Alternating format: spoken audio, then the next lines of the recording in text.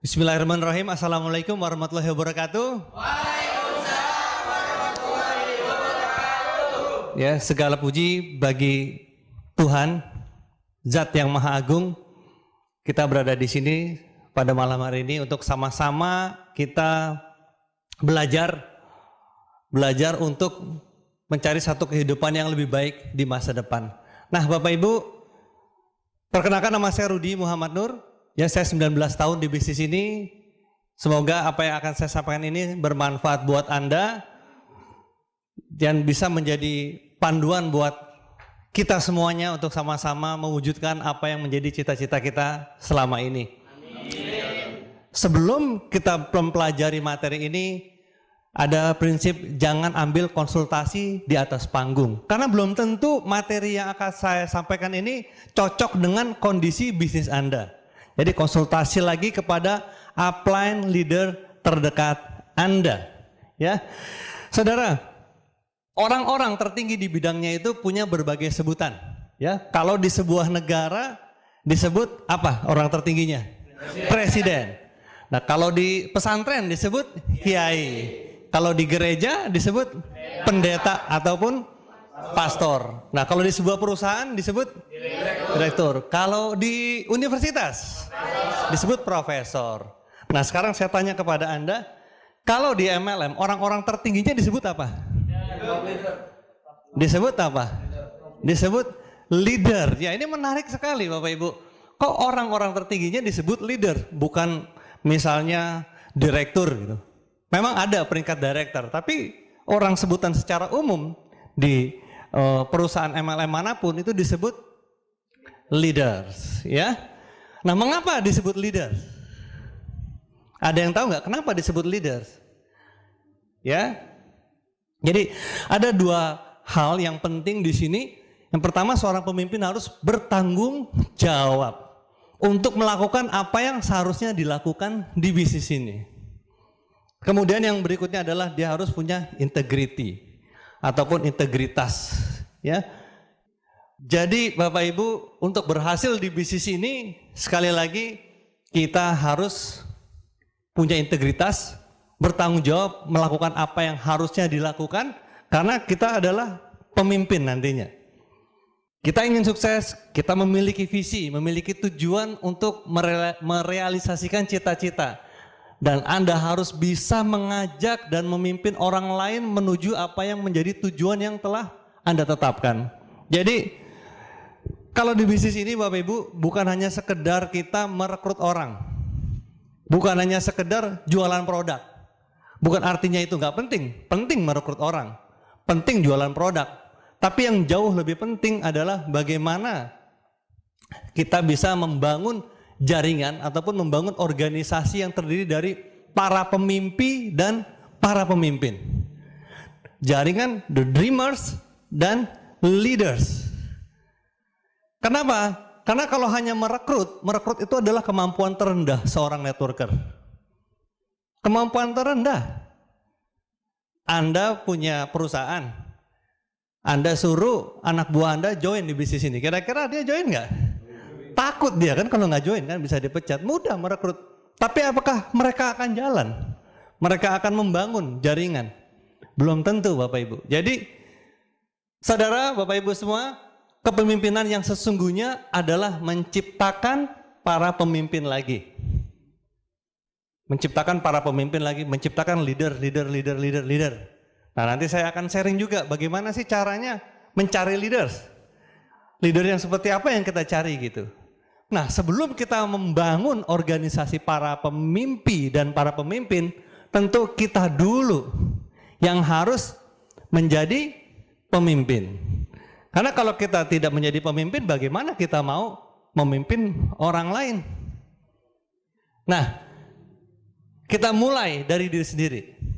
Contohnya gini, seorang musisi, ya dia harus mempersiapkan diri dengan latihan. Benar nggak?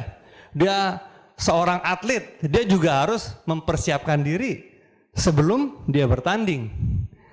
Terus juga tentara, mereka semua harus mempersiapkan diri. Terus juga dia juga harus disiplin, dia menjaga stamina, menjaga kesehatan. Nah, jadi intinya Sama dengan ketika kita mau menjadi pemimpin di bisnis ini, Bapak Ibu, jadi kita siapkan dulu diri kita sebelum memimpin orang lain. Untuk menjadi seorang pemimpin, kita punya tempat. Kalau bahasa Pak Abdi Swadin, punya pesantrennya. Kita punya sekolahnya, yaitu One Vision. Ini yang luar biasa, dan ini sebuah anugerah yang besar buat kita di Indonesia. One Vision adalah sebuah sekolah bisnis yang sudah proven, yang telah mencetak ribuan orang sukses di bisnis Tiens. Dan kabar luar biasanya Bapak Ibu, One Vision adalah sekolah bisnis terbaik Tiens di seluruh dunia. Ya, nggak main-main loh. Ini juara satu support system terbaik sedunia. Tiens kan ada di ratusan negara. Dan ini setiap tahun, sampai tahun yang terakhir kemarin, juga masih terpilih menjadi support system terbaik di dunia. Bahkan dipakai oleh berbagai negara. Seperti Pakistan, itu juga pakai. Dan negara-negara lain yang gak bisa saya sebutkan satu persatu. Mereka belajar dari One Vision. Kalau menurut saya, unsur terpenting suksesnya sebuah network, nomor satu itu ya leader. Siapa leadersnya?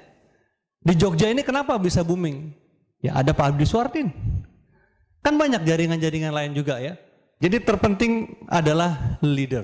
Itulah alasan kenapa One Vision, Bapak Ibu, ingin Anda semua mempelajari leadership. Karena di sini kuncinya. Nah, saudara, untuk sukses di sebuah network marketing, beruntungnya kita bisa learning by doing. Mempelajari kepemimpinan itu bisa belajar sambil melakukan. Kita di sini ada leadership by example. Kita melihat, mencontoh apa yang dilakukan oleh mereka-mereka yang sukses di bisnis ini. Saya ulangi lagi, untuk menjadi seorang leader di bisnis pemasaran jaringan, kita pelajari hal-hal basic yang membuat kita tumbuh menjadi leader yang membangun jaringan para pemimpin dan pemimpin. Kita pelajari, kita juga lakukan. Jadi think like a leader, act like a leader. Jadi berpikir seperti seorang pemimpin dan juga bertindak seperti seorang pemimpin. Barulah kita bisa mulai membangun. Nah, sekarang apa saja hal-hal basic yang wajib kita kuasain? Sekali lagi Bapak Ibu, ini dengarkan starter pack berulang-ulang. Lalu yang terpenting praktekkan. Ya. Lalu yang terpenting praktekkan. Untuk langkah menjadi seorang leader bisnis ini ya mulai dulu jadi pengikut. Mulailah untuk mempelajari, mempraktekkan apa-apa yang diajarkan dari 7 langkah itu. Jangan pakai cara-cara yang lain. Karena apa? Karena dengan kita selalu mempraktekkan apa yang diajarkan, kita akan menjadi master di situ. Kita akan menjadi maestronya di situ, ya. Practice makes perfect. Ini kata pepatah. Jadi latihan akan membuat kita jadi sempurna. Dengan kita latihan terus mengulang-ulang itu akan menjadi seorang master. Contohnya lagi, ya, kebiasaan-kebiasaan baik ketika kita mau memulai bisnis ini, di samping menguasai tadi hal-hal yang basic Bapak Ibu, kita contohnya menginformasikan acara. Kita mulai aja untuk membangun diri kita menjadi seorang pemimpin. Menginformasikan acara-acara kepada downline-downline kita. Jadi begitu kita dapat satu informasi dari upline, jangan berhenti di kita. Tapi cobalah kita teruskan kepada downline-downline kita. Terutama upline-upline leadernya. Jangan semuanya juga kalau jaringan kita sudah besar, tapi kepada upline-upline leadernya. Itu juga akan membuat leader-leader di bawah kita merasa bahwa kita adalah pemimpinnya, kita adalah leadernya. Karena kalau kita nggak pernah ngasih informasi ke bawah, biasanya downline kita nggak akan menganggap kita, di next malah kita. Karena dia nggak pernah memberikan informasi. Itu contoh kecil saja ya. Kita latihan untuk membiasakan diri mengirim informasi, contohnya. Bapak Ibu, untuk menjadi seorang pemimpin, kan dimulai dari diri kita sendiri. Apakah kita sudah menemukan impian kita nggak? Itu juga penting. Sebagai seorang pemimpin yang ingin membangun jaringan para pemimpin dan pemimpin, kita dulu temukan dulu impian kita sebelum kita ingin membangun jaringan para dreamers dan leaders tadi. Kita harus bantu downline kita menemukan impiannya. Nah, jadi teman-teman, sebagai seorang pemimpin ya tentunya kita harus punya impian yang jelas. Kita harus menemukan kenapa kita harus sukses di bisnis ini. Kenapa? Why? Daripada how-nya. Itu dulu yang lebih penting. Temukan dulu kenapa kita harus menjadi seorang pemimpin di bisnis ini. Kenapa kita mau sukses di bisnis ini? Temukan dulu alasannya. Karena seperti di buku Starter Pack ya, kalau Anda baca di situ ada kalimat yang bagus, tidak semua yang Anda impikan bisa Anda dapatkan. Tapi Anda juga akan sulit mendapatkan apa yang tidak pernah Anda impikan. Nah, tiap impian orang kan beda-beda. Mungkin pada saat kita masuk pertama di bisnis ini, impiannya masih kecil. Seperti saya dulu, waktu pertama kali di bisnis ini, 19 tahun yang lalu, itu diajarkan tentang impian itu saya menolak. Kok pakai impian? Aneh kayaknya gitu. Kok pakai cita-cita kayak anak TK gitu. Tapi karena diminta untuk menulis ya, saya tulis saja berapa yang powerful menurut Anda. Saya tulis 30 juta, itu pun udah ragu-ragu apa iya saya bisa 30 juta sebulan gitu. Ya, tapi karena disuruh impiannya besar, ya buat saya itu udah luar biasa 30 juta. 1 juta satu hari kan. Bayangin 1 juta satu hari itu buat saya udah wah. Dan jujur aja antara yakin gak yakin nulis itu bisa apa enggak gitu. Ya udah saya tulis saja gitu. Dan ternyata ya di bisnis ini kesuksesannya itu di luar ekspektasi. Begitu jalan, wih ngeri juga. Ternyata jauh dari itu. Ya, jauh dari angka itu gitu. Lebih besar setelah sukses di bisnis ini. Jadi teman-teman, tiap orang tuh beda-beda. Nanti lama-lama naik lagi impiannya tumbuh gitu. Nah kalau dulu duit, ya kalau sekarang saya udah bukan uang lagi impiannya gitu. Pernah saya mengalami satu masa ketika masuk ke comfort zone. Lebih banyak menjadi pembicara dibanding membangun kaki sendiri gitu. Jadi jadwal saya udah panjang gitu, sehingga untuk kaki-kaki baru saya jadi kurang gitu. Dan akhirnya apa yang terjadi, downline saya mengejar peringkat saya. Wah, gimana nih caranya nih untuk dapetin fighting spirit lagi? Saya baca buku, ternyata nggak kena juga nih. Untuk supaya dapetin feel seperti waktu di zaman awal-awal, saya pengen jadi singa lagi gitu. Saya perbesar impian, menjadi bonus miliaran gitu. Tapi ternyata itu nggak membuat saya bergerak gitu. Begitu sampai di rumah, ketemu keluarga, kan udah nyaman gitu. Saya cari lagi, akhirnya ada satu peristiwa, dolan-dolan saya di acara di China, di acara pertemuan internasional, mereka duduknya di depan. Pak Rizky di depan gitu, satu meja sama Mr. Lee. Pak Louis juga. Nah sedangkan saya upline-nya duduknya di belakang, karena peringkatnya kalah. Wah, disitulah baru saya terbakar di sini rasanya nih. Ternyata bukan uang lagi, ini sudah menyangkut harga diri nih. Nanti dikejar semua dolan saya, nanti Pak Abdiswadin bisa ngejar saya juga ini. Semuanya itulah akhirnya pulang dari China. Saya nggak merasa seorang diamond lagi. Saya merasa dari awal lagi di bisnis ini. Saya tanggalkan semua, saya bawa koper, jalan lagi Bapak Ibu. Nah jadi Bapak Ibu, ya impian itu akan berkembang maksud saya.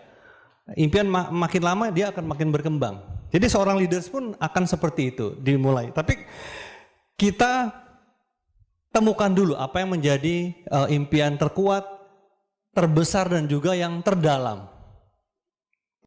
Nah, sebagai seorang leaders nanti saya juga akan sharing tentang ciri-ciri seorang pemimpin ya di bisnis ini. Tapi sebelum itu temukan dulu impian. Itu ada tahapan-tahapan. Ada yang tahapan pertamanya itu tahapan dihisi namanya. tahapan di indrawi impiannya. Yang hanya sekedar tahapan-tahapan di panca indera. Ada yang suka musik impiannya, mau dengerin musik konser grup band kesayangannya di luar negeri gitu. Nah, itu berarti dia masih ingin di pendengaran. Ada lagi yang di makanan, jadi restoran di mana aja dia mau cobain. Ada yang di jalan-jalan, berarti dia di mata. Ada yang mau koleksi parfum, merek terkenal gitu. Jadi dreamnya itu pengen koleksi parfum satu lemari, merek-merek terkenal misalnya. Berarti dia masih di penciuman. Nggak apa-apa gitu, itu di tahap-tahapan yang awal. Ada banyak yang seperti itu. Ya, seperti saya juga di awal sama, saya pengen jalan-jalan ke luar negeri. Saya pengen mengunjungi 5 benua. Ya, itu di awal masih tahapan di mata. Kemudian yang lebih tinggi dari itu tuh di tahapan wahem namanya. Yaitu di tahapan ketika dia mengejar prestasi. Dia ingin mengejar kedudukan, ingin mengejar posisi. Kadang dia rela nggak makan. Jadi yang di tahapan hisinya itu dia udah sampai jadi prioritas yang kesian. Yang penting pokoknya dia harus dapetin dulu. Nah, di tahapan tertinggi itu adalah tahapan yang sudah bukan lagi sekedar ingin mewujudkan cita-citanya yang sifatnya di panca indera ataupun di kedudukan, tapi sudah di tahapan di ketuhanan. Dia ingin mendekat kepada Tuhan. Sehingga pada saat dia jalan-jalan bukan nggak boleh jalan-jalan. Dia ingin mensyukuri nikmat ataupun dia ingin bertadabur alam contohnya. Pada saat dia dengerin musik, mungkin musik-musik yang sudah mendekatkan diri kepada Yang Maha Kuasa. Ini semua berproses. Dan leader-leader top sekarang sudah masuk ke arah itu. Ya, seperti Pak Naga Sugara kemarin sempat sharing, bagi beliau tuh sudah bukan di materi lagi, tapi sudah di tahapan-tahapan yang sifatnya nilai, yang tahapan-tahapan sifatnya value. Ya. Kemudian Bapak Ibu, orang-orang yang sudah seperti ini itu biasanya mereka ya biasa aja, sederhana. Kalau kita lihat ya mereka biasa-biasa, kecuali di pertemuan resmi formal ya, itu harus pakaiannya pakaian yang formal tentunya. Oke. Kemudian sebagai seorang pemimpin Bapak Ibu, kita harus mencontoh orang-orang di bawah kita. Apakah kita punya dream book? Karena banyak di bisnis ini dia sudah membangun jaringan, tapi dia sendiri nggak punya dream book. Bagaimana dia mau mengajarkan dream book kepada orang di bawahnya, padahal dia sendiri nggak punya dream book? Nah, kalau Anda mau jadi pemimpin jaringan, ya, saya akan tanya dulu kepada Anda, apakah Anda punya dream book apa belum? Nah, kemudian saat bertemu downline juga, jangan hanya cuma bercerita target, omset, tapi perbanyak dan untuk menggali impian. Itu yang paling penting Bapak Ibu. Nah, saudara, semua kita menjalani hidup tanpa kendala, ingin menjalani hidup tanpa kendala keuangan. Karena apa? Karena kebebasan finansial akan memberikan kita pilihan. Kita bisa memilih di mana tempat tinggal dan kapan menghabiskan waktu luang. Tapi kebanyakan orang dia lebih memilih untuk hidup yang aman, yang merasa terjamin, misalnya setiap bulan dapat sekian gitu. Nah, kita beruntung Bapak Ibu, ya di bisnis ini bukan hanya menawarkan keamanan, tapi kita menawarkan satu kebebasan waktu yang bisa kita ciptakan sendiri. Dengan cara ya kita harus menjadi orang sukses dengan cara menjadi pemimpin di bisnis ini tentunya. Nah, di subjudul materi ini tertulis membangun jaringan para pemimpi dan pemimpin. Mengapa jaringan pemimpi? Ya, karena kita tidak mungkin bisa mewujudkan impian tanpa kita wujudkan juga impian-impian dolan-dolan kita. Dengan kita wujudkan impian dolan-dolan kita lah, maka impian kita akan terwujud. Ya, kita hanya bisa sukses dengan cara mensukseskan dolan-dolan kita yang benar-benar ingin sukses. Ini juga kalimat yang penting Bapak Ibu. Seorang leaders tidak bisa mensukseskan downline-nya kecuali downline-nya itu yang ingin mensukseskan dirinya sendiri. Downline-nya sendiri mau sukses, barulah kita hanya bisa mendukung. Kita mensupport, bukan hanya sekedar membantu. Ya, bedakan antara to help dengan to support. Apa bedanya? Kalau to help artinya kita bantuin semuanya. Mulai dari presentasi kita bantuin. Mulai dari belanja produk kita bantuin. Udah, nanti kamu mau belanja produk, transfer aja ke saya akan bawain produknya, beliin ke stokis, nanti anterin ke rumah kamu. Itu namanya to help. Kita bantuin. Yang terjadi akhirnya apa? Kita bukan lagi jadi leader, tapi kita jadi kurir. Karena semuanya kita buat dia ketergantungan dengan kita. Kalau kita sekedar mendukung, maka dia sendirilah yang mandiri. Dan ingat, downline kita akan menagih sesuai dengan apa yang kita janjikan. Kalau kita janjikannya dari awal, pokoknya Pak, Bapak nanti gampang. Bapak tinggal bawa-bawa orang aja, saya yang presentasi semuanya. Gitu. Maka downline kita akan menagih. Kalau kita nggak bantuin dia, ya dia akan kecewa. Yang salah siapa? Yang salah bukan downline-nya, tapi yang salah adalah upline-nya yang sudah mematikan dari awal potensi orang di bawahnya. Harusnya yang kita lakukan adalah kita bilang, Pak, Bapak lihat saya presentasi 3 kali, setelah itu harus Bapak sendiri yang presentasi. Karena di bisnis ini untuk menjadi seorang pemimpin, untuk menjadi seorang leaders, kita harus bisa presentasi. Bapak 3 kali ya, atau paling banyak 5 kali deh, setelah itu Bapak presentasi sendiri. Nah, setelah 3 kali presentasi ya harus dia yang presentasi. Nggak penting closing atau enggak, tapi yang penting Bapak punya jam terbang. Yang penting Bapak bisa presentasi sendiri dan mengajarkan ke bawahnya.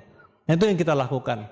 Tapi kalau orang-orang yang nggak belajar Bapak Ibu tentang bagaimana membangun bisnis ini, dia menjanji-janjikannya terlalu muluk. Bapak join aja deh Pak, nanti saya taruhin orang di kanan dan di kiri gitu. Bapak pokoknya tinggal serahin daftar namanya, nanti saya yang teleponin kalau perlu. Kan Bapak sibuk nih. Pokoknya yang penting Bapak join aja deh gitu. Nah, itu bahaya sekali Bapak Ibu. Akhirnya yang terjadi ya dia akan kecewa. Padahal orang ini punya potensi leadership yang luar biasa tadinya, tapi dari kita sendiri yang salah mengasuh. Ya mungkin nanti Anda bisa dengarkan juga tuh kaset delegasi ya, tentang bagaimana membangun sebuah delegasi sehingga terbangun jaringan para pemimpin. Nah, inilah mulianya bisnis ini karena kita bisa sukses hanya dengan cara mensukseskan orang di bawah kita. Jadi Bapak Ibu, temukan, perbesar, perkuat terus impian kita dengan vision seminar, buku-buku positif, dan dengarkan beberapa CD Netpi setiap hari. Jangan cuma 1 CD kalau mau serius. Jadi bangun tidur, dengerin dulu.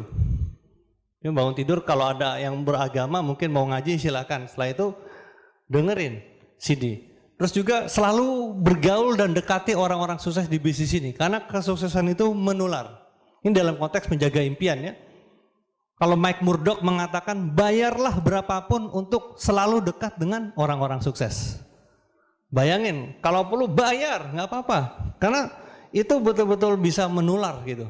Saya dulu dari orang yang nggak punya apa-apa Bapak Ibu, nggak punya pengalaman di bisnis ini, pengen sekali sukses. Saya lihat siapa yang paling sukses di bisnis Tiens itu. Ketika itu ada Pak Agus Trilaksono.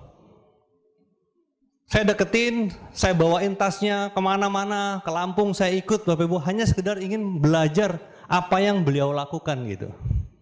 Ya walaupun sampai hari ini saya nggak bisa meniru gaya beliau. Beliau itu kan orangnya sanguin berat, ya kan? Saya nggak bisa gitu kalau di lift ada orang, Ibu apa kabar, selamat pagi gitu. Saya nggak bisa kayak gitu. Ya, saya juga sangat reject dengan hukum 1 meter 30 detik. Saya nggak bisa gitu duduk di pesawat, tiba-tiba langsung mulai menegur gitu. Itu dulu, itu perjuangan yang luar biasa Bapak Ibu. Tapi karena saya ingin sekali sukses, saya harus lakukan gitu. Saya harus coba gitu. Ya, walaupun sampai hari ini kalau di lift kadang berani, kadang enggak gitu. Lihat juga orangnya gitu. Jadi Bapak Ibu, seorang leader juga harus menguasai teknik membuat daftar nama. Jadi selain dia harus kuasain dia punya impian, punya punya dream book, ya dibuktikan dia juga harus punya daftar nama, menguasai daftar nama dan juga menguasai teknik prospecting. Ini penting, menguasai teknik prospecting. Anda punya nggak agenda? Jadi kalau kita di bisnis ini harus punya daftar nama, harus punya agenda, punya planners. Dengan planners itu luar biasa. Kita bangun aset-aset yang sebelum jadi nyata, jadi tulisan dulu. Yang sudah dikualifikasi berdasarkan FAST. Caranya bagaimana membuat daftar nama, Anda dengerin lagi. CD, starter pack, cara membuat daftar nama. Kuasain semua Bapak Ibu. Sebagai seorang pemimpin di bisnis ini, apakah Anda juga menguasai skrip-skripnya? Karena ini penting untuk supaya Anda ajarkan juga kepada orang-orang di bawah Anda. Ya, ini bisa nanti di buku starter pack itu juga ada, Anda pelajari, Bapak Ibu. Nah, sebagai seorang pemimpin di bisnis ini yang masih baru, apakah Anda juga menguasai teknik membuat janji? Membuat janji untuk home meeting, untuk OP. Karena seorang leader yang menguasai keahlian membuat janji dan menjadikannya kebiasaan, ini juga akan ditiru oleh dolen-dolennya. Kalau dianya sendiri tidak menguasai, bagaimana dolennya juga akan bisa menguasai. Ini duplikasi, ya duplikasi. Jadi dari membuat janji, kalau ada 2 orang aja Bapak Ibu, dia dengan keahlian membuat janji ini, 2 orang aja yang berkembang di organisasi Anda, apa yang terjadi? Kalau bisa maksimum bonus tiap minggu ada dapat dari 2 orang aja loh, yang tentunya menjadi leaders ya. Nah, menguasai langkah-langkah membuat janji. Apakah Anda sudah menguasai langkah-langkah membuat janji?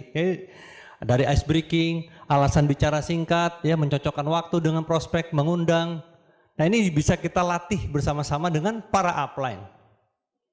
Nah apakah ada seorang leader pemula sudah menguasai teknik presentasi? Ya.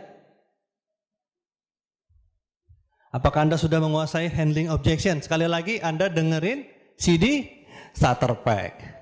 Apakah Anda sudah menjalankan 7 kebiasaan? Apakah Anda sudah menjalankan 3 prinsip dasar? Ya, ada edifikasi, apa itu edifikasi?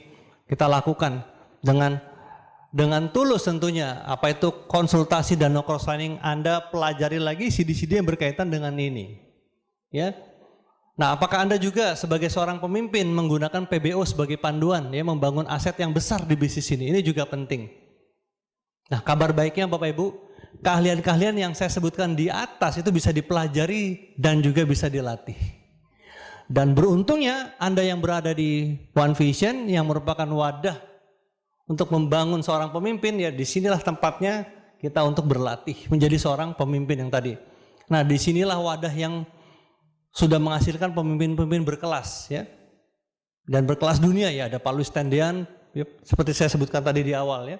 Ada Pak Agus, ada Pak Rizky, Pak Naga, Pak Insinyur Haji Agus, dan ada banyak nih. Kalau Anda mau tahu siapa saja, Anda silakan beli The Leaders. Buku The Leaders yang diterbitkan oleh One Vision, Anda bisa tahu latar belakang dari para pemimpin-pemimpin yang sudah terbukti sukses di bisnis ini. Ada banyak sekali diamond-diamond yang sukses di bisnis ini. Anda tinggal ikuti, ya Anda pelajari apa yang mereka lakukan. Oke Bapak Ibu, nah, dengan tinggal berlatih saja di sini, berlatih menjadi seorang pemimpin dan hasilnya akan menjadi orang sukses dengan jaringan para pemimpin dan para pemimpin yang terus-menerus membangun dan memperbesar asetnya secara pertumbuhannya itu eksponensial. Ya, dari 2 jadi 4, 4 jadi 8. Tapi ya karena ada banyak pemimpin-pemimpin lahir di situ. Sehingga dari pemimpin ini melahirkan banyak pemimpin-pemimpin lagi yang bahkan saya sudah tidak mengenali satu-satu lagi. Ada sebuah kalimat ya, kemenangan kecil itu bisa kita peroleh dengan sendiri. Kita bisa kerjain sendiri kalau hasilnya sedikit-sedikit. Tapi sebuah kemenangan yang besar, kita memerlukan orang lain. Dan kita perlu melibatkan banyak orang. Untuk itulah kita perlu leadership. Nah sekarang ada ciri-ciri pemimpin yang baik. Saya tidak akan menggunakan bahasa-bahasa yang terlalu textbook ya, teori-teori yang terlalu jelimet karena Anda bisa baca sendiri nanti di bukunya. Ya, waktu kita tidak cukup, saya hanya bahasa-bahasa sederhana saja. Ciri-ciri pemimpin yang baik itu seperti seorang guru katanya. Jadi bagaimana seorang guru? Seorang guru itu kan selalu membagi pengetahuannya. Apapun yang dia tahu, dia maksimalkan gitu. Supaya murid-muridnya itu pintar. Dan dia akan senang ketika murid-muridnya itu jadi orang sukses. Bahkan lebih sukses dari dia, seorang guru itu akan senang. Terus juga seorang guru juga punya kesabaran yang tinggi. Iya enggak? Dia sabar enggak? Padahal muridnya ini ndablek, bodoh banget itu. Tapi dia harus sabar gitu kan. Ngajarin sampai muridnya ini bisa berhasil. Nah jadi mentalitas seorang guru itu diperlukan di bisnis ini. Walaupun masih banyak yang pakai cara-cara sendiri. Udah diajarin caranya, ayo ikutin PBO. Ayo datang ke pertemuan, enggak lah Pak. Saya ini aja lah nusuk-nusuk kaki orang lebih enak gitu. Banyak Bapak Ibu. Di grup udah diajarkan nggak mau netpi juga masih banyak Bapak Ibu. Tapi bukan salah mereka juga sebetulnya ya. Itu artinya kita harus belajar lebih lagi supaya pengaruh kita itu lebih besar. Jadi kalau di teori leadership ketika downline yang nggak mau ngikutin kata-kata dia ya, itu artinya tidak salah siapa-siapa, tapi kita belajar lagi untuk supaya bisa mempengaruhi orang di bawahnya. Jadi jangan cuma menyalah-nyalahkan orang di bawah aja gitu. Dan juga seorang downline itu juga harus siap. Bahkan ketika upline-nya marah-marah, kita harus nerima. Ini saya dulu sesuatu yang aneh menurut saya. Saya ingat ada seorang leaders itu mengatakan, kalau mau sukses di bisnis ini kita harus ngebok. Wih, kaget saya. Ngebok, jadi kayak disuruh ngapain aja harus ikut gitu, ikut. Wah, saya nggak terima awalnya gitu. Karena saya konteksnya yang saya pahami berbeda. Saya pikir disuruh berbuat dosa juga ikut itu. Oh ternyata bukan. Artinya itu konteksnya harus ikutin caranya yang benar. Kalau sudah disebutin caranya seperti ini ya kita ikut. Ya. Nah seorang downline harus siap dimaki-maki oleh upline-nya. Itu kalau mau sukses. Ngeri nggak? Jadi kalau Anda nanti dimaki-maki oleh upline Anda harus terima. Apalagi Anda kalau punya upline seperti Pak Agus TL, belum tentu Anda tahan. Itu upline saya itu, wah, bayangkan kalau beliau marah, itu luar biasa itu, karena karakter ya. Nah, kalau nanti suatu hari upline Anda marah-marah kepada Anda, ya Anda harus ingat malam ini gitu, kata Pak Rudi, harus siap untuk dimarahin oleh upline. Karena pasti upline mau bener kan? Tapi sebagai seorang upline, jangan sekali-kali memarahi downline-nya. Paham maksudnya? Ya, ini dari dua sisi Bapak Ibu. Ini pendidikan yang sangat penting sekali, apalagi ini menyangkut hubungan.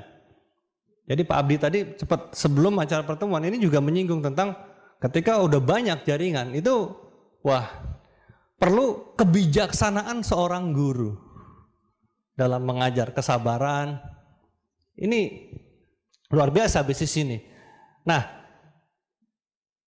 seorang guru itu di sekolah Business One Vision, seorang leader ya, pemimpin itu membagi pengetahuannya dan membagi pengalamannya, membagi kiat-kiat suksesnya. Dia akan gembira dan bersyukur ketika muridnya berhasil. Itu perasaannya itu gak bisa dibeli dengan uang. Ketika orang yang kita ajarin, kita bimbing, kita dampingi, dia menjadi orang sukses. Sampai bisa nangis kita melihat donatur kita yang setiap hari berjuang gitu, jatuh bangun.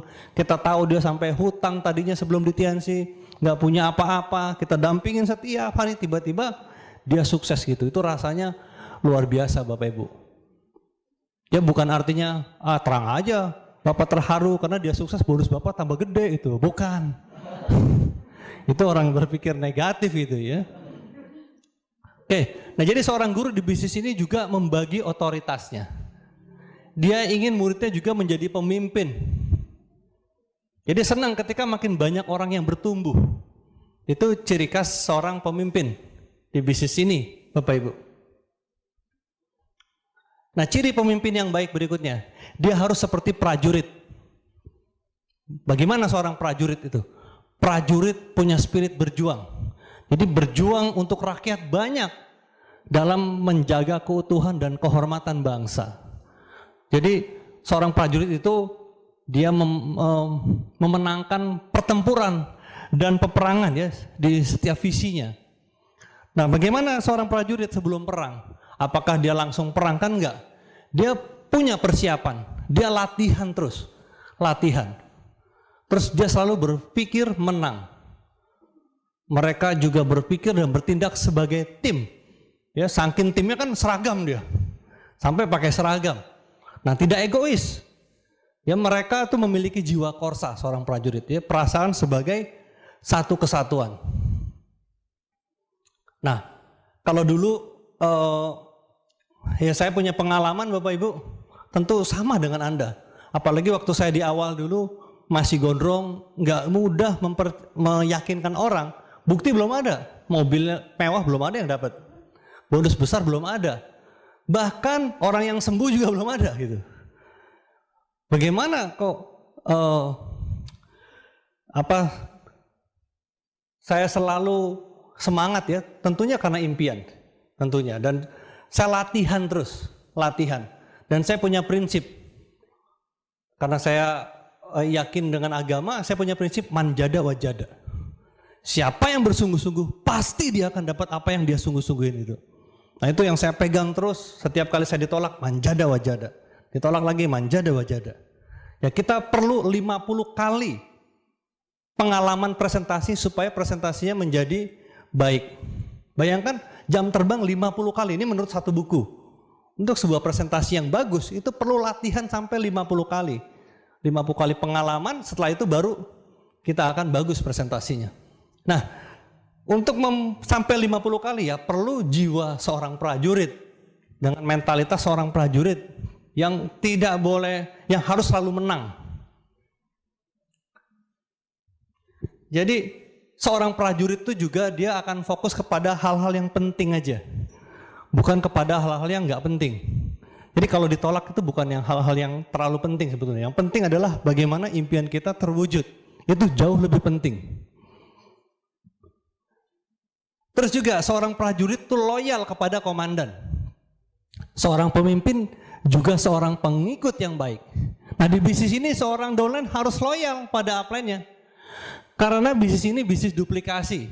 Kalau Anda loyal, maka downline Anda akan loyal juga kepada Anda. Jadi banyak Bapak Ibu pengalaman saya di bisnis ini yang grupnya hancur karena nggak loyal kepada upline-nya. Apalagi dia sudah menjelek-jelekan upline-nya. Dia tidak memahami dan tidak menjalankan konsep edifikasi. Gak menjalani konsep edifikasi. Nah, di bisnis ini kan ada satu prinsip. If you up, go down. If you down, go up. Pada saat Anda lagi down, go up, konsultasi ke atas. Pada saat lagi up, tularkan ke bawah. Jangan kebalik. Begitu lagi down, malah tularkan ke bawah. Yang ada adalah grupnya down semua. Apa yang terjadi ya? Saya pernah beberapa kali mendengarkan seorang upline berbicara jelek tentang sesuatu di bawah didengarkan oleh jaringan-jaringannya. Ini berbahaya sekali Bapak Ibu.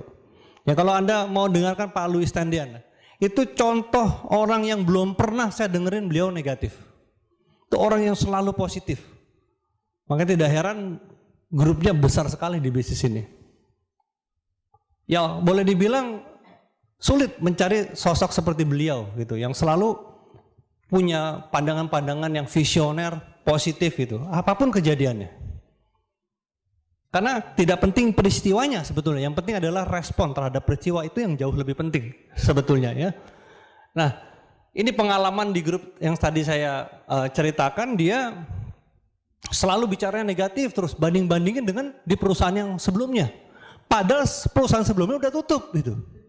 Tianxi masih tetap berkembang gitu. Dia selalu bandingin, cari yang bagusnya dibandingin. Padahal yang dia ceritakan belum tentu sesuai dengan kejadian yang sebenarnya. Nah, saya sudah langsung bisa kasih kesimpulan waktu itu. Wah, ini sih umurnya nggak panjang nih grupnya. Ternyata benar.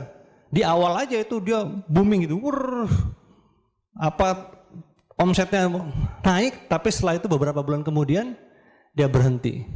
Dia keluar dari perusahaan, dari ini cari pindah-pindah terus gitu. Dan terakhir saya dengar beliau buka usaha tambal ban, ya. Oke, berikutnya ciri pemimpin yang baik harus seperti atlet. Seorang atlet punya mentalitas seorang pemenang. Dia berlatih secara disiplin dengan program-program untuk mencapai kemenangan. Ya, seorang atlet juga harus fair. Kalau ketahuan menangnya curang, maka akan didiskualifikasi. Dia harus punya integritas mengikuti aturan. Ya sama, menjadi seorang pemimpin di bisnis ini harus punya mentalitas seorang atlet yang ingin selalu memenangkan. Seorang atlet kalau kalah, dia nyerah nggak? Ya dia akan latihan lagi. Dia akan latihan lagi sampai menjadi pemenang. Dia ingin menciptakan rekor-rekor baru. Pada saat satu rekor sudah dia ciptakan, dia akan menciptakan rekor yang lebih lagi. Itu kan seperti itu. Sama di bisnis ini Bapak Ibu. Ketika Anda sudah mencapai peringkat tertentu, baik itu peringkat yang di TNC maupun di One Vision, ya, capai yang lebih tinggi lagi. Oke. Di bisnis ini juga harus disiplin untuk menjadi pemimpin tentunya, ya. Disiplin melakukan presentasi. Atau yang paling mudah tuh membangun leadership adalah disiplin membangun 7 kebiasaan. Nah dia juga harus punya integritas. Jadi disiplin. Kalau Anda pernah mendengar kaset Pak Abdi Suardin ya, 4D ya, yang 4D ya, itu salah satu bagiannya adalah disiplin. Banyak orang tidak sukses di bisnis ini karena tidak disiplin. Dia udah punya dream, udah punya desire yang menggebu-gebu, sudah punya direction yang benar, tapi karena dia tidak disiplin maka dia tidak jatuh. Misalnya contohnya disiplin menjadi core. Jadi seorang core itu salah satunya kan bukan hanya 650 BV aja, tapi juga harus melakukan presentasi minimal 8 kali, ya. Nah, disiplin minimal ya, atau ditingkatkan menjadi seorang silver planner, apalagi menjadi seorang gold planner. Itu pasukan-pasukan silver planner itu kan pasukan-pasukan yang kerja, pasukan mereka yang melakukan presentasi. Nah, kita mulai dari menjadi seorang silver planner. Kita 15 kali disiplin untuk menjadi seorang silver planner minimal, apalagi gold planner. Nah kalau saya dulu Bapak Ibu di awal-awal bisnis ini, itu kan saya kan 10 bulan sejak saya join di TNC, 10 bulan kemudian saya dapat reward mobil mewah. Hanya 10 bulan ya. Saya ingat-ingat lagi waktu itu saya presentasi itu sehari 2 kali. Kalau nggak 2 kali presentasi saya nggak pulang ke rumah. Jadi kalau saya dengar ada orang yang, kalau saya mendengar ada orang 15 kali presentasi, saya harus lebih dari itu. Saya dengar ada yang 30 kali presentasi, saya harus lebih dari itu. Kenapa? Karena saya merasa saya punya kelemahan, saya orangnya pemalu, penakut, nggak gampang bergaul sama orang, saya nggak punya pengalaman, nggak punya ilmu, maka saya harus lipat kerja saya untuk bisa mengejar ketinggalan dengan orang-orang yang sudah berpengalaman di bisnis ini. Jadi kalau saya dengar ada yang 15 kali presentasi, ya udah, saya 30 kali. Saya dengar ada yang 30 kali, saya 60 kali gitu. Nah, tapi rasa itu nggak mudah mempertahankan, memaintain. Apalagi pada saat jaringan sudah mulai membesar, tentu Anda akan ditarik-tarik, Pak, jadi pembicara di sini, Pak, jadi pembicara di sana gitu. Itu nggak mudah. Makanya mumpung Anda masih peringkat-peringkat yang masih rendah, perbanyak jumlah presentasi sebanyak-banyaknya sponsorin orang. Karena ada hukum, semakin kita banyak menabur, semakin akan menuai banyak. Ibaratnya menabur benih. Presentasi itu banyak, banyakin aja, nanti akan muncul orang-orang bagus. Jadi melebar untuk mencari kedalaman. Oke, jadi mentaliti seorang atlet itu kita perlukan. Berikutnya, ciri seorang pemimpin yang baik itu seperti petani. Petani adalah seorang pekerja keras. Jadi disiplin kan, dia kan bangun pagi-pagi, udah ke sawah, pulang sore hari. Etos kerja seorang petani itu luar biasa loh. Itu sangat mengagumkan. Petani itu punya self motivation yang luar biasa. Dia nggak ada bos. Jadi dirinya sendiri yang menentukan kerjanya. Itu seorang petani. Ya, petani juga punya kesabaran yang tinggi. Dia percaya nggak ada itu instant gratification, nggak ada yang instan, sukses yang instan tuh nggak ada. Dia percaya dengan prosesnya. Ya, jadi nggak ada sesuatu yang bisa tumbuh dan berhasil dengan baik secara instan. Bayangkan dia menanam, terus nyiramin, merawat. Jadi perlu waktu, perlu proses. Nah, kita belajar dari mentalitas seorang petani, Bapak Ibu. Jadi di bisnis ini, pemimpin yang ingin hasil instan, hanya ingin omset dan rekrut misalnya. Biasanya grupnya nggak cukup kuat. Kalau hari-harinya hanya fokusnya di omset rekrut. Ini juga penting, sangat-sangat penting sebetulnya. Tapi akan jauh lebih penting lagi kalau kita membangun edukasi sebagai dasarnya, sebagai fundamennya. Jadi ibaratnya kalau kita hanya omset aja, hanya rekrut aja, itu sama dengan membangun bisnis ini di atas pasir. Membangun rumah di atas pasir yang mudah rapuh. Jadi pada saat nggak ada omset lagi, ya dia bisa jatuh. Ya, hanya meledak sebentar atau bahkan bisa hanya layu sebelum berkembang. Tapi kalau kita omset oke, bagus, rekrut bagus, dan lebih bagus lagi kita menyekolahkan orang-orang itu semua ke One Vision. Ya, menyekolahkan mereka dengan edukasi, dengan alat bantu. Kita ajak ke pertemuan, mereka langganan CD, kita ajak lagi arahkan mereka untuk kepada target-target di PBO. Itu kan ada 2 target tuh, ada based on result, berdasarkan hasil. Sekian PV, ya, pribadi 650 PV misalnya. Atau berdasarkan based on proses, berdasarkan kerjanya. Minimal 8 kali presentasi, ada prosesnya. Nah, itu maka kita akan tumbuh karena sudah tahu arahnya adalah di PBO, kita juga sudah menggunakan proses pendidikannya dengan alat bantu. Ya, insya Allah kita akan mudah itu membangun orang-orang yang juga membangun grupnya, orang-orang yang bertumbuh. Jadi hanya dengan proses pendidikan membangun leadership di sekolah OP, ikuti PBO lah, akan terbangun jaringan yang tumbuh gradual, ya, terus menerus, terus meningkat, ya. Nah, ciri petani lainnya adalah bekerja tanpa hitung-hitungan. Jadi berani berkorban. Bahkan saat gagal panen, dia akan nanam lagi. Apakah petani pada saat gagal panen udah nyerah jadi petani gitu? Kan enggak. Walaupun dia nanam perlu waktu loh, 4 bulan, 6 bulan. Ternyata gagal panen, tapi para petani pantang menyerah. Dia tahu apa yang akan dia dapat, ini hanya proses biasa gagal panen.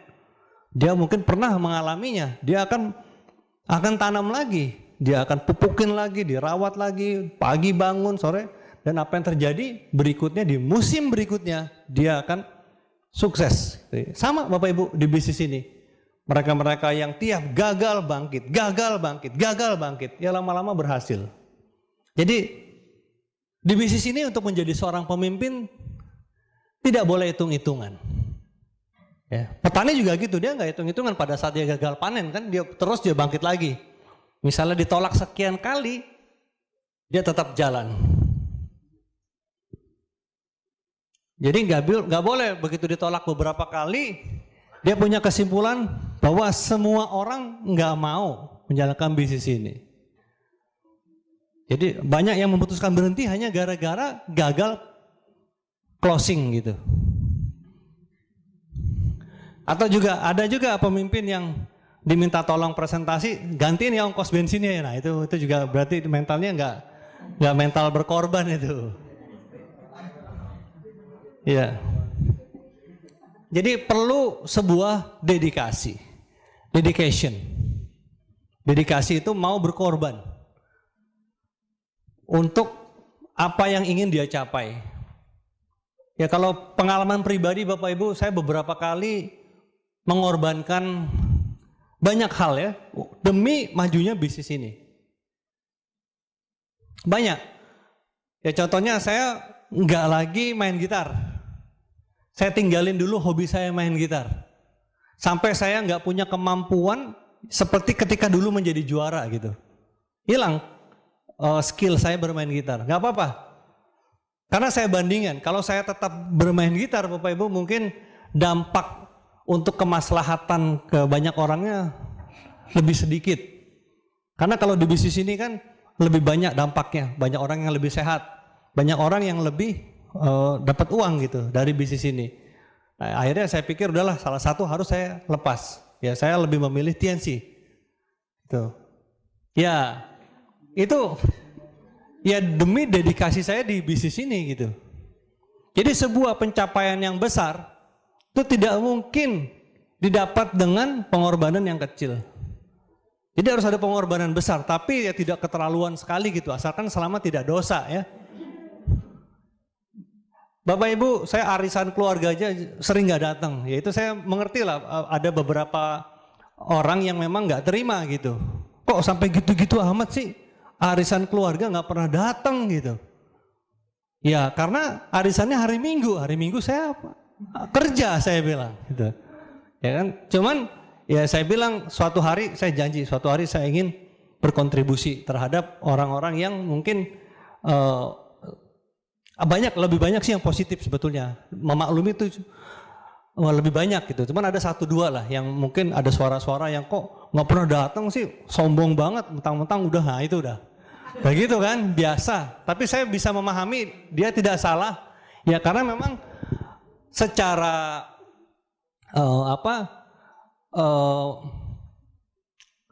budaya ya memang seperti itu gitu, budaya arisan. Saya nggak menyalahkan Bapak Ibu. Cuman akhirnya di satu momen saya ajak jalan-jalan ke Bali. Semua kalau nggak salah berapa puluh orang, hampir 50 orang lebih ya. 50 orang lebih gitu. Terus juga ya seperti itulah, namanya ya dedikasi. Ketika kita ada yang merasa kita kurang, ya sudah, kita bayar. Walaupun uang nggak bisa membeli persaudaraan, nggak bisa. Tapi itu adalah itikat baik saya.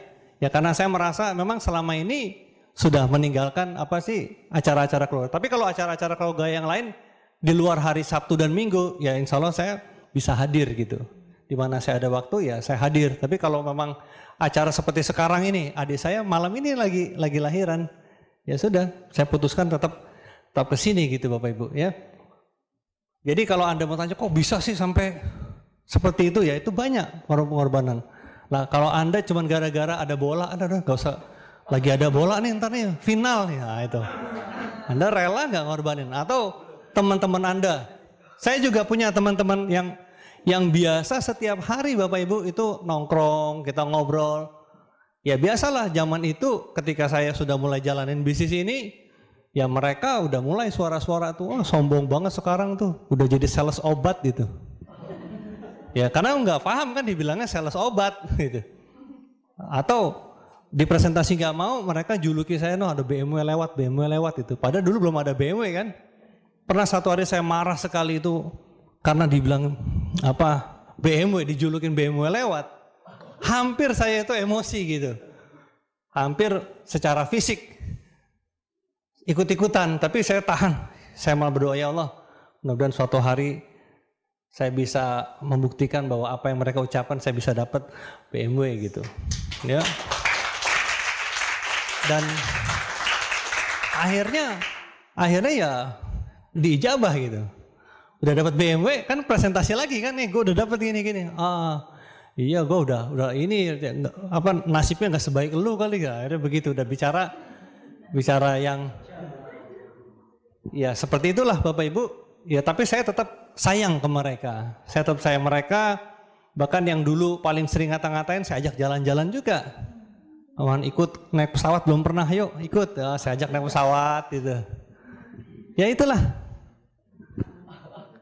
yang bisa kita lakukan Bapak Ibu ya dari ketika kita sudah sukses. Jadi ada prioritas. Ada prioritas.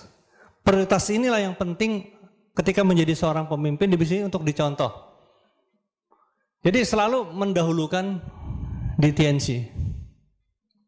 Itu yang saya lakukan dulu ya Bapak Ibu.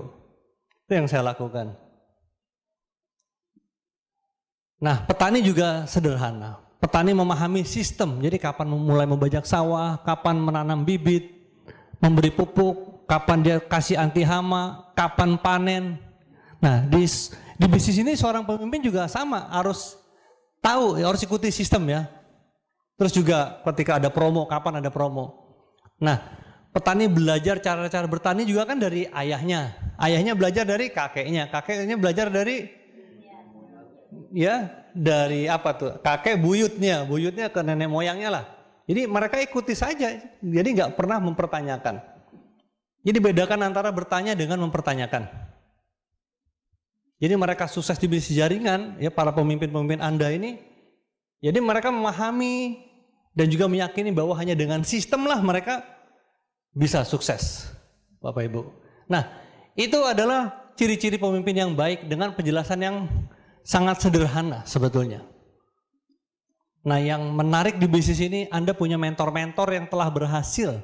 Dan mereka punya ciri-ciri yang saya sebutkan di atas, Bapak Ibu. Karena gini, banyak juga mereka yang ketika sudah merasa menjadi pemimpin, dia punya banyak hak yang bisa dia tuntut. Jadi mentang-mentang dia udah jadi leader, harusnya dong dilayanin dong, harusnya ini hati-hati Bapak Ibu. Kalau sudah mulai meningkat, kok nggak diedifikasi sih, kok nggak? Nah, mempertanyakan seperti itu. Ketika orang nggak mengedifikasi dia, ya harusnya dia yang harusnya bertanya, kenapa kok sampai orang nggak mau mengedifikasi, bahkan di next gitu. Nah, itu harusnya dia harus berubah. Kalau Pak Agus TL pernah membedakan antara manajemen dengan leadership. Kalau manajemen itu ya dia belum tentu seorang manajer, seorang leader. Kalau di perusahaan pada saat ada orang yang nggak baik kerjanya, dia harus diganti. Change the leaders. Tapi kalau di bisnis ini kan nggak bisa upline diganti gitu, ganti aja upline ini aja deh, kan nggak bisa. Jadi leaders must be changed. Leadernya yang harus berubah gitu.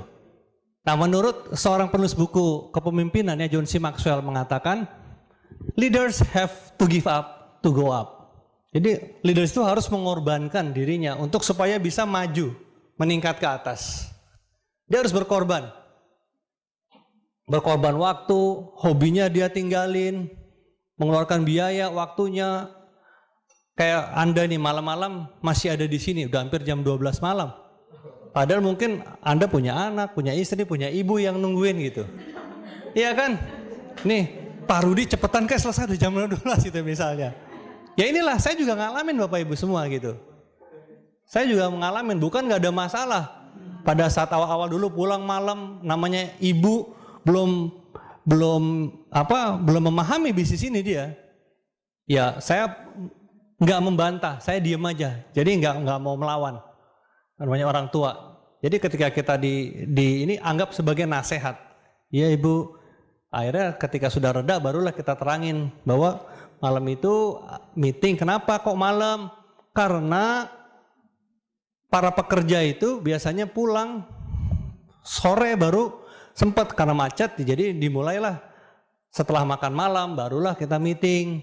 Nah, kadang-kadang setelah ada prospek meeting, malamnya baru grup meeting lagi gitu dengan para leaders gitu. Jadi memanfaatkan waktu, tapi nggak setiap hari, kadang juga setiap hari ya, tergantung kondisinya. Jadi pelan-pelan kita mencoba memahami. Sama ketika dulu istri saya juga begitu, kok pulangnya malam terus, akhirnya beliau ikut terus kan. Iya ya, pulangnya malam terus ya, lama-lama dia nggak mau ikut lagi gitu. Nggak mau ikut malam-malam terus gitu ya. Tapi paling tidak dia sudah memahami kalau suaminya memang kerja gitu. Oke. Kemudian berikutnya, leaders have to give up to grow up. Seorang leaders, dia harus mengorbankan dirinya untuk bisa bertumbuh gitu. Dia harus bisa bertumbuh, dia dengan belajar terus. Yang tadinya kita nggak suka baca buku, tapi karena kita mau menjadi seorang pemimpin, ya kita harusnya baca buku. Bukan untuk kitanya aja, tapi ini akan dicontoh oleh orang-orang di bawahnya. Pada saat kita sering-sering baca buku-buku kepemimpinan atau buku-buku motivasi, itu akan menjadi bijaksana kitanya. Kita punya ilmu-ilmu tentang people skill, buku-buku dari Les Giblin contohnya. Itu kan penting untuk bisa bagaimana cara kita untuk berhubungan dengan orang lain. Jadi jangan sampai masalah itu lebih cepat tumbuh ketimbang ilmu yang kita miliki. Nah, itu kita bisa dapat dari buku dengan membaca 15 menit per hari. Nah, biasakan bangun pagi misalnya ya baca buku, atau mau tidur baca buku. Ya kalau Anda yang muslim mungkin boleh ngaji dulu gitu, baru baca buku, silahkan. Nah, itu kan juga dengerin kaset atau dengerin CD maksudnya ya. Sekarang udah nggak ada kaset lagi. Ya, dengerin CD. Kan banyak alasan, aduh Pak saya nggak punya itunya, nggak punya pemutarnya. Akhirnya itu menjadi alasan Anda nggak dengerin. Itu yang rugi adalah Anda. Harusnya Anda cari, kalau memang mau sukses ya dengerin CD. Apalagi nih yang pembicaranya orang-orang yang sudah terbukti sukses. Bukan hanya sekedar orang-orang yang jualan seminar. Bisnis seminar beda dengan seminar bisnis. Ini dia bisnis seminar nih, membisniskan seminar gitu. Kan beda sama seminar tentang bisnis gitu. Hanya sekedar event misalnya. Nah kalau kita kan betul-betul orang-orang yang berbagi memang dia melakukan gitu. Para pelaku langsung gitu. Jadi kita mengorbankan diri kita untuk mau dengerin deh gitu. Waktunya, tenaganya kita bela-belain gimana cari CD. Kalau nggak ada ya sudah kita bisa dengerin lewat email kan. Sekarang One Vision bisa kirim lewat email. Nggak ada alasan pokoknya gimana harus bisa dengerin CD. Jadi pemimpin harus bisa berkorban untuk tumbuh maju. Ya tinggalin dulu kebiasaan-kebiasaan yang buruk. Nongkrong, tinggalin dulu. Mabok-mabokan, nah tinggalin dulu tuh. Bukan berarti nanti udah sukses Anda mau mabokan, bukan ya. Jadi tinggalkan kebiasaan-kebiasaan yang buruk. Terus berkorban untuk menanggalkan ego agar kita bisa bertumbuh. Itu kita juga di jaringan. Itu nggak mudah. Kita merasa bahwa kita yang mampu menjadi operator, ya udah ambil alih tanggung jawab. Ambil alih tanggung jawab, kita menjadi operator di situ. Nah, menjadi operator itu kan kalau kita egonya banyak, nggak mau berkorban, aduh ngapain capek-capek, enak banget dia. Duduk-duduk gitu, saya yang itu nggak boleh seperti itu, ya. Terus juga berpenampilan baik, berpenampilan yang bagus dengan berpakaian yang sesuai dengan juklak dari One Vision.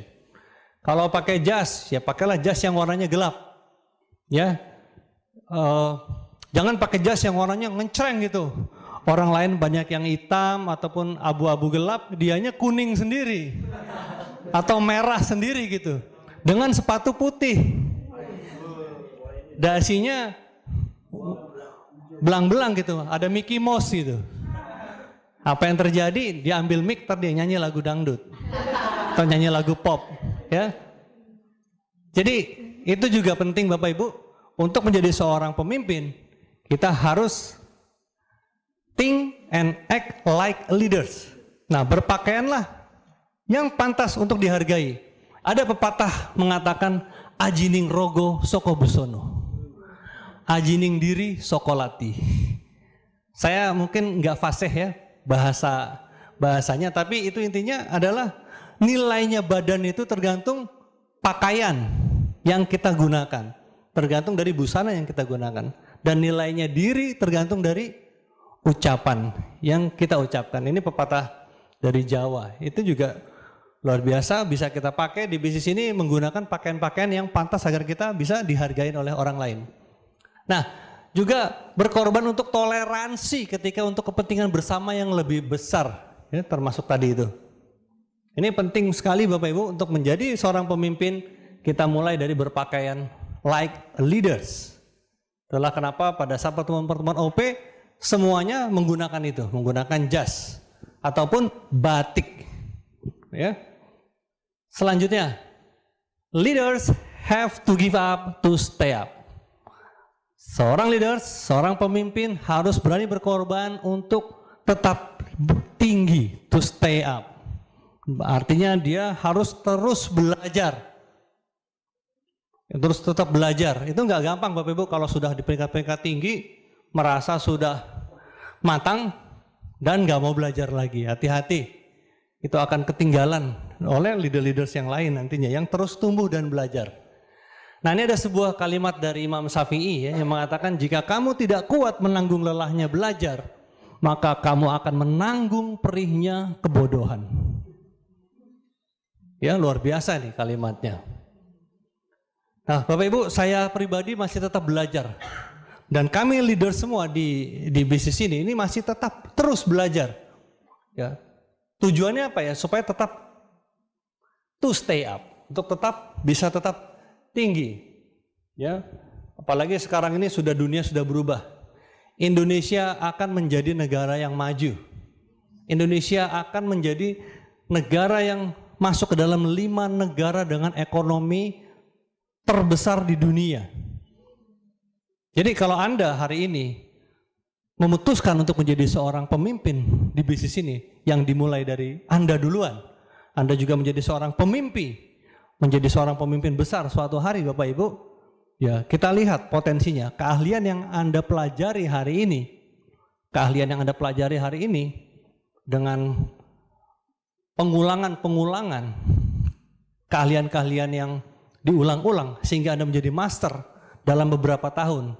Anda lihat visi ke depan, Indonesia akan menjadi negara dengan ekonomi nomor 5 terkuat di dunia. Bayangkan pada saat itu income per kapita kita itu sudah tinggi-tingginya. Pada saat itu orang akan membeli produk ini, daya belinya akan tinggi. Pada saat daya belinya tinggi, 5, 7, 10 tahun mendatang, Anda semua sudah director di sini. Ya kan? Anda sudah director semua di sini. Nah, saat itulah Bapak Ibu, maka Anda sudah menjadi seorang pemimpin yang besar. Ya dimulai dari sekarang. Kapan waktu terbaik itu adalah sekarang. Kemarin sudah lewat. Besok kita tidak tahu. Yang bisa kita kendalikan dan kita ketahui hanyalah hari ini. Jadi putuskan mulai hari ini. Ya, putuskan sekarang juga bahwa Anda harus menguasai teknik-teknik menjadi seorang pemimpin di bisnis ini, dan Anda juga putuskan bahwa Anda akan menjadi pemimpin besar, menjadi legenda-legenda TNC di kemudian hari. Salam sukses dari saya, terima kasih sudah mendengarkan CD ini. Wassalamualaikum warahmatullahi wabarakatuh.